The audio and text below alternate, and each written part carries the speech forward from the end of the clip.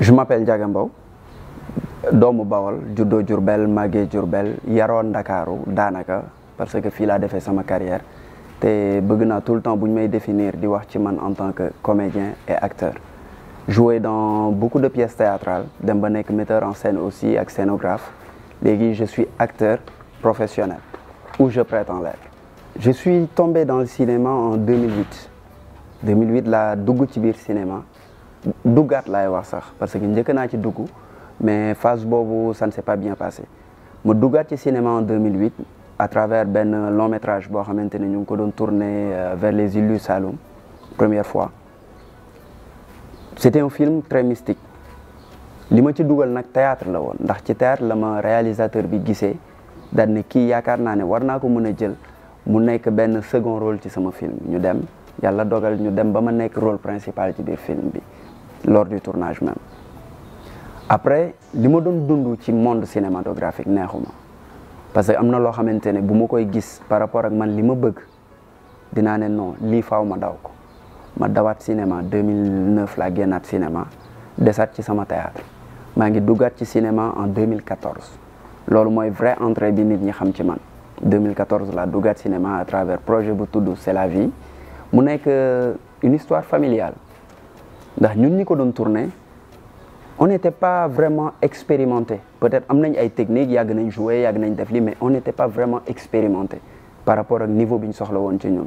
donc il a fallu que ñun ñëpp ñu jàppalante dimbalante ñi nga xamante ne ñoo gën a xam ëpp expérience wàcc partager seen expérience ak les novices yàlla baax na tout s'est très bien passé actuellement acteurs yu ci bëri ci projet boobu la ñu fëlee ci projet boobu tamit ci la ñu comprendre ne il fallait que ñu jàngee tout ci cinéma aussi biñ ci nekkee à un certain moment donné débuté nañ xam ne xamuñu dara par chance ndax lors de mon premier projet bi ma dellu si waatee en 2014 Père Moussa Senabse li ma njëkk a wax mooy te loolu moo ma gën a marqué ci cinéma mën nga doyul faaw nga romb mën doog di def li ñu soxla ci yow boobu ba tey ñu ngi jéem a romb mën ngir def li ñu soxla ci ñun loolu moom moo nekkoon man li ma gën a marqué ci sama entrée cinéma. Ndiaga Mbow acteur kooku moom il en va de soi parce que être acteur pour man mooy moo englobé loolu noonu lépp même quand je suis directeur d'acteur je me sens beaucoup plus acteur que directeur d'acteur parce que acteur nit ku complet la te directeur d'acteur lan la ki orienté nit ki war a complet directeur d'acteur je le fais parce que je sais qu'on en a besoin mais man personnellement je ne me considère pas comme étant un directeur d'acteur je le fais parce que ça manque au Sénégal amuñu ko fi ñi nga xamante ne waroon nañu mën a positionner en tant que directeur d'acteur actuellement leneen lañ tal mais vu mon âge et vu que je suis carrément et totalement à 100% en exercice day metti donc je me considère comme étant un acteur qui travaille avec d'autres acteurs pour des performances dans des œuvres il faut que ñu dissocier leen en fait pour que lu ci nekk mën a évoluer parce que télé ak cinéma bokkul normes yi aussi bokkul en fait ñu ci bëri dañuy def novelas bëgg a jàpp ne ñu ngi cinéma ñenn ñi bu ñu leen di critiquer dañ leen di critiquer selon norme cinématographique li ñuy def bu boobaa du baax te bu ñu leen critiquer selon norme novelas li ñuy def mën na baax actuellement pour man am na explosion bu am na ñu bëri ñoo xamante ne bon ils se disent entrepreneurs et tout ce qui s'ensuit am nañ fitu bëgg a teg dara sponsors yi aussi ñu ngi ñëw et tout ce qui s'ensuit acteurs yi bon voilà quoi ku ci nekk bëgg na doon acteur parce que avant lamb ji la woon après bon rap amoon na fi et tout ce qui s'ensuit mais jamono ji nekk acteur yaay bomb quoi comme ni ko boy di waxee yaay chef parce que mooy référence bi mais cat li mooy recrudescence boobu noonu am ci monde cinématographique bi bu ñu généraliser dafay dévaluer valeur bi parce que ça ne pousse plus les gens à aller se former li ñu def baax na y a beaucoup de production kan moo koy seetaan fukk yu tane benn bu baax da koy gën te faw ñuy fàttaliku benn mbir moomu ñu war ko fàttaliku mooy lan mooy rôlu cinéma ak lan mooy rôlu série télé yi États-Unis defuñu ko pour def ko dañ ko def parce que dafa am benn objectif boo xamante ne dañ koy am objectif bi ñu inculquer ko seen cinéma c'est-à-dire bëgg nañu wane à travers le monde que comme quoi que ñoom ils sont la première puissance mondiale ils sont la première puissance culturelle ils sont tels ils sont bons ils sont lii mais ñun lan mooy suñu objectif peut-être que am na sax yoo xamante ne ci laa bokk bu dee dañ ne norme technique c'est pas bien fait c'est pas bon du tout bu fekkente ne dañuy wax ci wàllum ni ñu ko defaree ci production bi ci boppam c'est pas bon bu fekkente ne dañuy wax ci jeu ba fa nekk benn ñaar ngay gis ñoo xamante ne li ñuy def c'est potable parce que xam nga lu ko waral mooy li ma gis mooy du nit ñi dañu war a dem jàngi kese dañ leen war a forcer ñu jàngi bu ñu bëggut a jàngi dañ leen war a forcer ñu jàngi te dafa am loo xamante ne tant que mu ngi exister ñun suñu métier bi day gën di suux te à l'international du ñu mën a concurrencer kenn xam mooy lan star tu apparais quelque part une fois deux fois trois fois tu dis que tu es une star donc t'as plus rien à apprendre kenn mënu la jàngal dara alors que da ngay gis nit koo xamante ne mu ngi ci depuis 60 ans te pourtant mu ngi jàng ba tey il faut que aussi ñu am ay références il faut que ñu bàyyi antivaleurs yi nga xamante ne dañ koy créer tey jii ça me fait mal que ku mel ni Ibrahima Mbaye Thié ñu koy yéex a xam pourquoi parce que les Sénégalais ne suivent pas le cinéma bu dee wax dëgg rek a neex yàlla Sénégalais yi ñun ñoo leen pousse ci ñoom ñu bëgg lu extravagant loo xamante ne bokkul ci jeu c'est man du mënuma ko tuddee surjeu parce que surjeu di nga gis nit ki jouer dolli ci dara nga ne surjeu au moins il y a quelque chose qui peut passer mais lii du sax surjeu il y a rien émotionnellement tout est vide nit ki réception message bi ngay wax am nga interlocuteur yaa ngi joué ndoog moom li mu lay wax doo ko dégg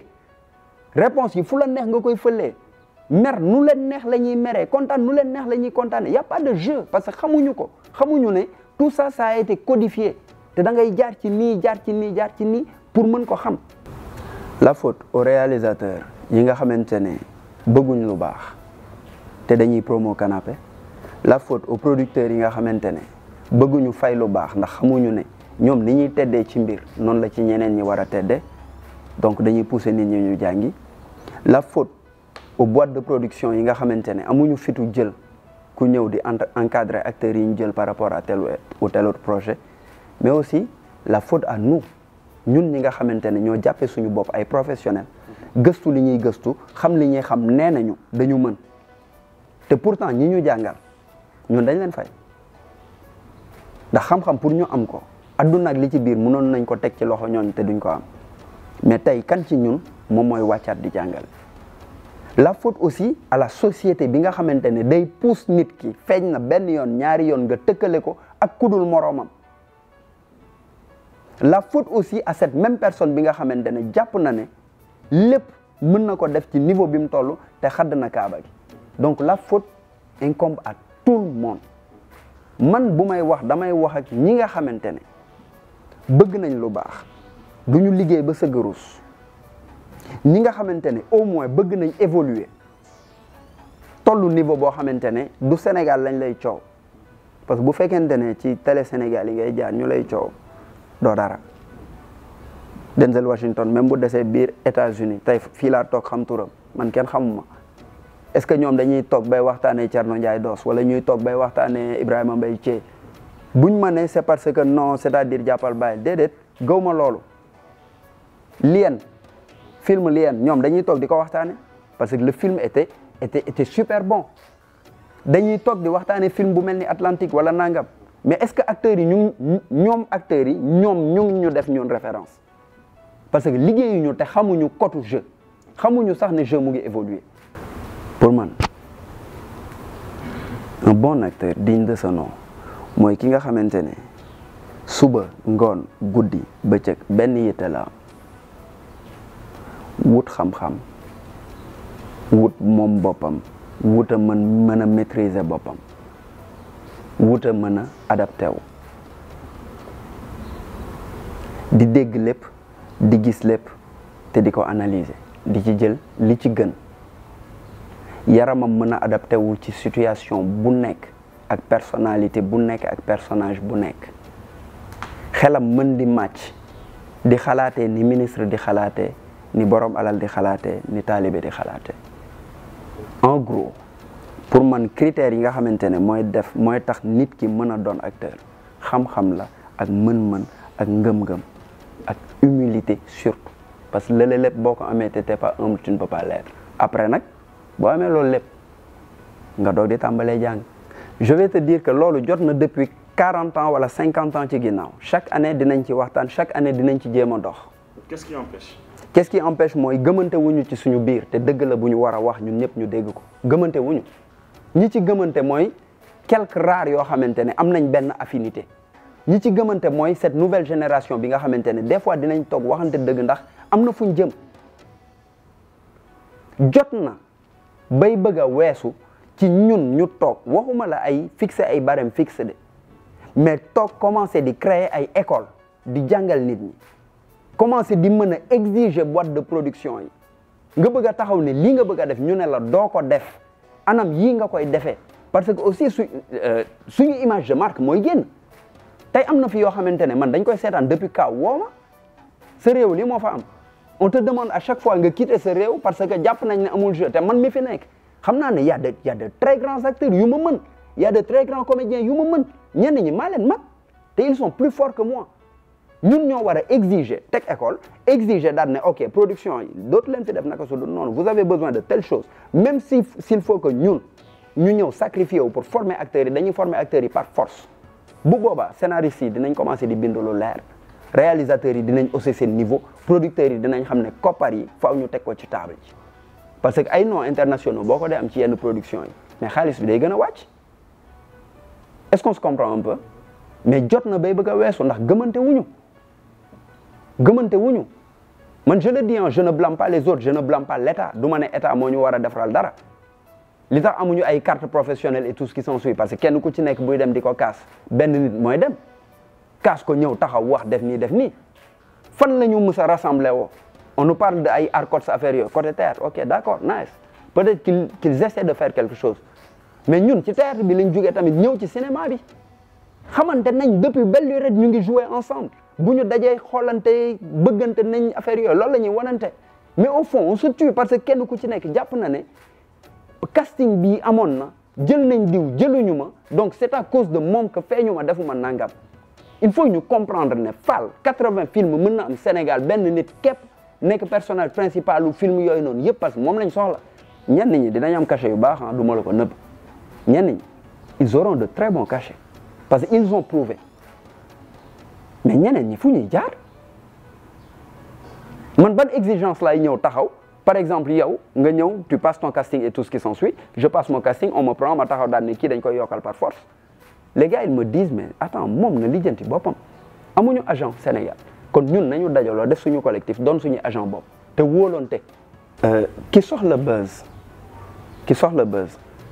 acteur la mais c'est pas sa profession il cherche autre chose yow mi nga xamante ne yow yaay wër les dimensions artistiques prends tes responsabilités ki soxla buzz bu fekkente ne réal bi daf ko jël moom day liggéey pour buzzam producteur bi nañu lijjanti ñoom ba mën a am seen intérêt ci kooku parce que mënuñu tere cinéma mënoo ci tere mannequin mënoo ci tere danseur mënoo ci tere nit kiy dox ci mbedd mi mënoo ci tere keneen parce que kiy jël réalisateur bi li mu soxla ci kim ko fekk kooku lay jël buzz la kële soxla jël nga ko amal xelu comme buzz la soxla man mi la jël maa lay forcer daan ne la ok léegi bàyyi ma jox la nangam pour mën a jot li nekk ci yow mais tamit la faute incombe au scénario, la faute incombe au réalisateur. Parce que quand le scénario est vide, ku ci nekk mën na ko jouer. Quand le scénario est très technique, tu sais nettement qu'il te faut quelqu'un de bon pour pouvoir le faire. Quand le réalisateur est technique aussi, il te faut quelqu'un de bon pour pouvoir comprendre ce que dit le réalisateur. Mais si le réalisateur lui-même, réalisateur boobu noonu tur rek la ci am xamul xaala fal duñ dem non dañ qu'on se dise la vérité parce que gis nañ loolu noonu lépp réal bu ñëw mënut a diriger acteur réal bu ñëw mënut a def mise en scène bu leer donc à qui la faute boo defee lu baax wala wax boog sa point de vue à chaque fois ñëpp taxaw daan ne non dafa soxor dafa réew dafa nangam dafa sangam j'ai l'habitude du ñu gis critique en fait soxor la ñuy gis alors que pour man ku ci nekk dafa bëgg mbir mi nekk baax du lépp la ñuy toog mën ko wax en public bu ma koy wax waxuma ko pour jàmpi kenn pour mu bàyyi wala mu def lii wala mu def laa pour man ku am fitu jéem yaa ngi ci biir mais war naa la mën a wax dëgg comme ni may xaaree ci ñëpp ñu wax ma yenn dëgg yi seen gis-gis par rapport ak li may def ma xool naka laa ci évoluer naka laay avancer li bon rek mooy critique boo xamante ne c'est vraiment pas objectif c'est méchant pour être méchant c'est méchant pour être méchant on est là pour que li kenn nanguwut a wax ñu mën ko teg sur place muy industrie cinématographique existe Sénégal parce que ça n'existe pas amu fi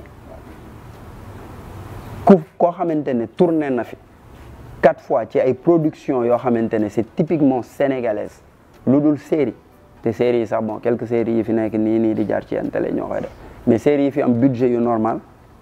kan ci ñun moo ci mës a tourné ci série boo xamante ne série sénégalaise la ak yenn budget yi tout le temps Kaaw lay jógee te bu jógee Kaaw ñoom il nous influence tout le temps te man pour man sama gis-gisu bopp am nañu assez de matière première en termes artistiques en termes de création et en termes de possibilité de jeu yoo xamante ne buñ ko tegee tey ci table ci sa nga yaaram soxlawuñu kenn naan duñ dem ci kenn naan ko jox ñu sa xaalis pour ñu def film sangam ñoom ñooy daw suñu ginnaaw Avatar tey du dem di toog di ñi ko moom duñ dem di négocier je kenn yaay ñëw bëgg a dugg ñoom ñooy xool nuñ lay def mais parce que dañu am fulla parce que dañ xam aussi liñ yor lan la mais ñun liñ yor lan la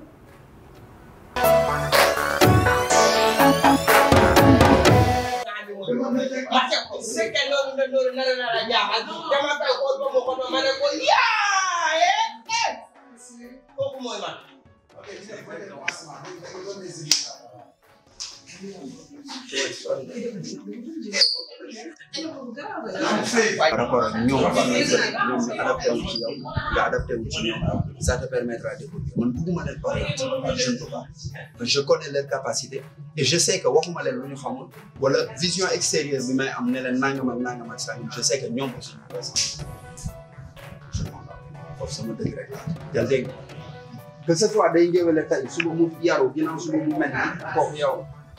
mais yow adapté wul ci ñoom bul nangu ñoom du sut wala ñu déconcentré waaw incha allah laaj gérer na xoolal ma ko mën nga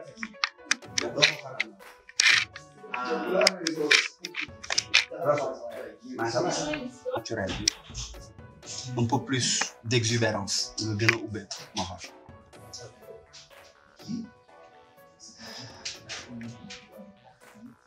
bon man mën naa ko def ah benn problème la suñu gardien yi am fii mooy que ni ñoom ñëpp dañuy nelaw guddi te man je dors pas non voilà. génnal ci cadre sérieux bi na nekk lu frivole lu oyof mais avec beaucoup plus d'énergie lu oyof quoi non mais man mën naa ko def bàyyi yéen naa la jox benn woo yow t'inquiète même pas yow xoolal amul chose gis ngeen bandi yëpp ma xam na nga soof ci kanamu ñenn est-ce que tu vois donc donne-moi cette liberté là de temps en temps nga yëkkati sa bol voilà xaw a jaay taar mun nga yëkkati verre yi sax de temps en temps yëngu ko avec ton corps en fait. damay commencer Guelwaar. yow Baye Ali leen laa lay wax yow yaay borom dëkk bi lépp lu fi xew yow la ah. gis nga su fekkoonte ne maa nekkoon yow tey li may fexe xam mooy li tax ñu dam leen dam seeni loxo rek. faites-le taire. bàyyi koog man kii teel a mujj wax ci mbooloo. wul ci lenn lu dul yelwaan gu sax dak te yéen gis ngeen ne xewu may gu mel nii diiru fanweeri at mu ngi am fii ak feneen ndimbal lii ñu ñuy séddale moo ñuy rey na bépp jom ak ngor gu nekkoon ci suñ biir coo ñoo ñàkk jom kenn amatu fi jom.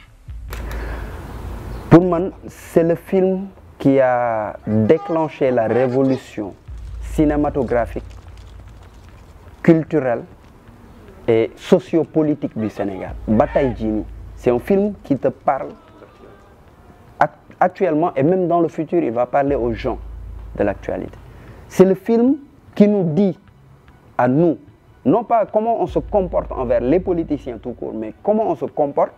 envers les intérêts d'autres personnes qui viennent, qui nous exploitent en nous tendant une carotte, sans qu'on sache que derrière, il y a un bâton. Il faut oublier ce qu'il y a. Il y a mais le film bobu ni ma marqué benen marqué wu mako.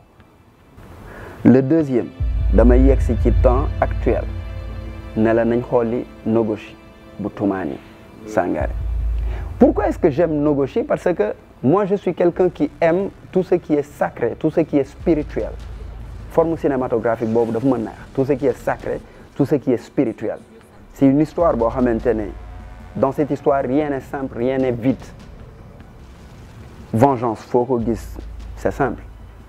Mais quand les esprits parlent à travers quelqu'un pour pouvoir se venger, ce n'est pas simplement un message d'être humain qui est là. Un simple, peut-être Badou qui est là, qui veut se venger de Dial parce que Dial a fait tel. Non. C'est une société qui veut se venger. Même, et malgré toute cette violence que tu vois, ça te montre que il ne devait pas aller jusque-là. La vengeance, ce n'est pas de faire autant mal à la personne, mais c'est de revenir et de redevenir égal à la personne. Le troisième, mané, nañu xaar touti ndax film bobu légui mu génn muy Saloum bu Jean-Luc Herbulot.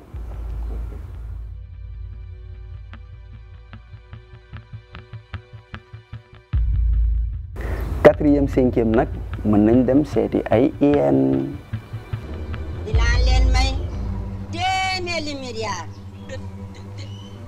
téeméeri milliard ku ma reyal daramal mi taxaw ma fay la njëgam. Ramatu man. ba tiit monsieur le maire tiit xam nga ko da ngeen bëgg weccee sama bopp ak milliards.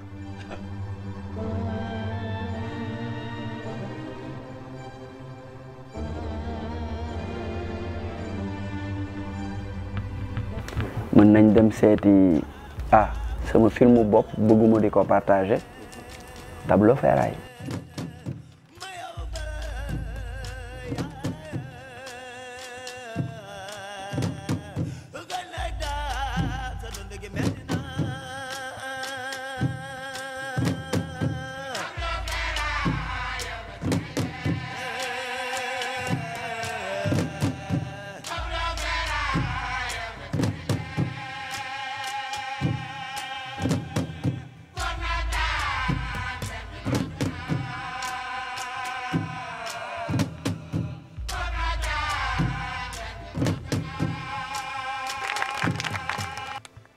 Tableau Ferraille, pourquoi est-ce que je choisir Tableau Ferraille? Parce que dafa nek film bo xamantene dama ci sentir ben sensibilité ak ben audace bu ma dul gis yeneen. Tu vois, quand tu nous montres image yo xamantene dañuy xawa dark, dañuy noir un peu. Quand tu nous montres une sensibilité féminine, mais da nga suggérer lépp. Quand tu nous montres une histoire assez banale pour que tout le monde vive cette histoire et connaisse cette histoire, alors que l'histoire elle est assez extraordinaire. Ndax fiñ ko tourner ak histoire bi ñi mu concerné ci bopam, c'est pas des gens qu'on connaît, nga traité ci sujet yoo xamante ne dans la société ba tey jii ñu ngi koy dund di ko gis mu traité ko à travers benn histoire kepp corruption mu ngi ci biir am jabar di doxaan mu ngi ci biir xale yu jigéen ñi dépravé mu ngi ci biir dugg ci di dund ci insalubrité mu ngi ci biir di dund war a mën a tabax sa kër tabaxoo sa kër muy sàmba àllaar ngay joxe ci biti mu ngi ci biir lépp tous les maux de la société sont à l'intérieur.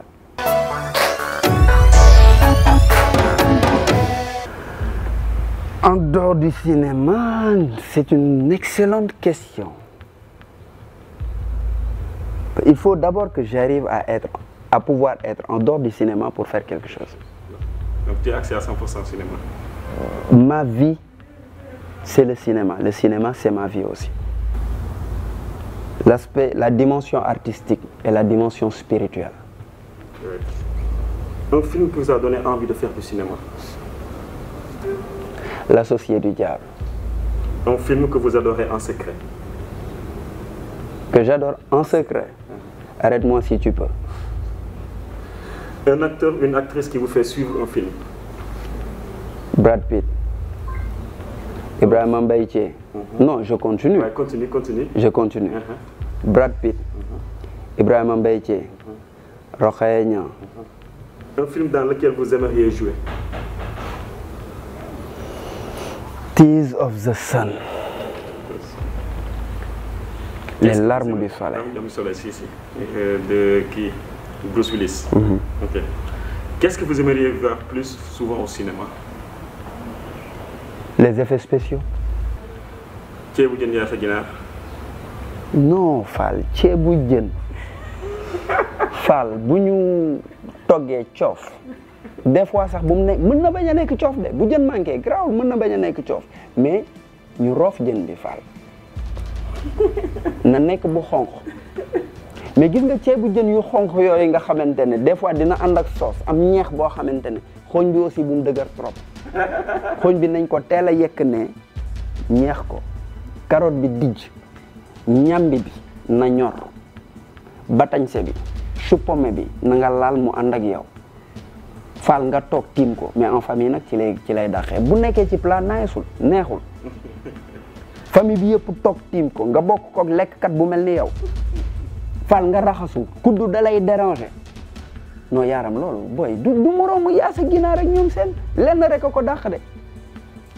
lenn rek a ko dàq laaxu bisaab ak dëxin. Café Touba café noir. Café Touba waaye Fall yow it Café Touba boobu bu ko négocier. maa ngi remercier ñëpp di nuyu ñëpp di xamal ñëpp ne tamit luy defar rek lañ bëgg te dañu am benn mission ñun suñu génération ak génération yii di ñëw ak même ñi jàpp ne seen génération weesu na dañu am benn mission mooy créer loo xamante ne dañ ko fiy bàyyi pour suñuy doom ak suñuy sët muy industrie cinématographique boo xamante ne day mën a concurrencer yeneen industrie yi ba romb leen récupérer li ñu moom suñu xam-xam ñu nettalil suñu bopp suñuy histoire ndax ñoo ko dund suñuy maama ko dund loolu suñu mission la suñu warugar la te waruñu ëllëg ak si biir ñu jàkkaarloog suñuy doom ak suñuy sët di sëgg di rus xaalis neex na mais sang yaaram luñ ko lijjanti ba doon ay milliardaire njaboot gi lañ ko fi bëgg a bàyyil moo tax kon lii nañ ci investir suñu xam-xam buñ ko amul wuti ko nañ ci investir suñu doole am nañu ko nañ ci investir suñu deret ak suñu alal te xam ne mën nañ ci tedd gis nañ ñu ci tedd kon ñun mën nañ ci tedd mais dafa am foo xamante ne fa lañ war a jaar ñu ànd ceeg yaqin ak ngëm te ñu fàttaliku tamit benn mbir ku ci nekk réalité yi nga xamante ne moo am ci réewam moom lay cinéma kon nañu delluwaat xam ñun suñuy réalité ba pare mën ko cinéma joolaa bi am na richesse culturelle